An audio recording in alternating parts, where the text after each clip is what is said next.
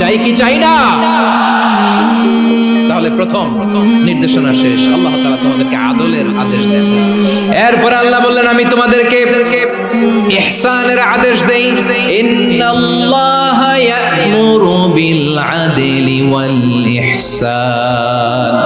আমি তোমাদেরকে যেমনি আদলের নির্দেশনা দেই তেমনি ভাবে তোমাদেরকে ইহসানের নির্দেশনা দেই। ইহসান, আওয়াজ করে সবাই বলেন তো ইহসান। ইহসান মানে কারো প্রতি সফট হার্টেড হওয়া, মহানুভব হওয়া, অনুগ্রহ পরায়ণ হওয়া, অনুগ্রহশীল হওয়া, একে অপরের প্রতি দয়াদ্র হওয়া।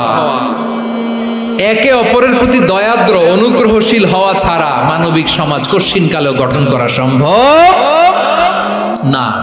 প্রিয় ভাইরা, সুন্দর আচরণ দিয়ে, ইহসান দিয়ে যা জয় করা যায়, নরম আচরণ দিয়ে যেটা অর্জন করা যায়, কঠোরতা দিয়ে সেটা পারা যায় না। বিষ্ণু ঈসা ইসলাম ইহসান দিয়ে, কোমল আচরণ দিয়ে, তার অনুগ্রহ দিয়ে তিনি অনেক কাফিরের হৃদয়কে জয় করে ফেলেছেন। সাইয়েদনা সুমামা ইবনে উসাল রাদিয়াল্লাহু তাআলা আনহুর কথা মনে পড়ে যায়। তিনি ছিলেন ইয়ামামার বাদশা।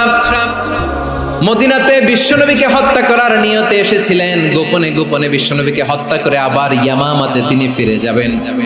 কিন্তু কি অবাক করা কাণ্ড, হত্যা করতে পারে নাই, সাহাবাদের হাতে তিনি ধরা পড়ে গেলেন।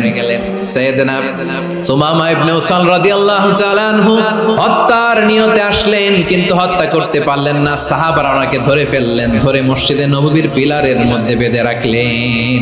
সুমামা ইবনে উসাল, সিরাত থেকে শোনাচ্ছি রাদিয়াল্লাহু তাআলা আনহু ইয়ামামার অধিপতি ছিলেন। বিশ্বনবীকে হত্যার জন্য আসছেন, ধরা পড়ে গেছেন, এখন মসজিদে নববীতে বেঁধে রাখছেন।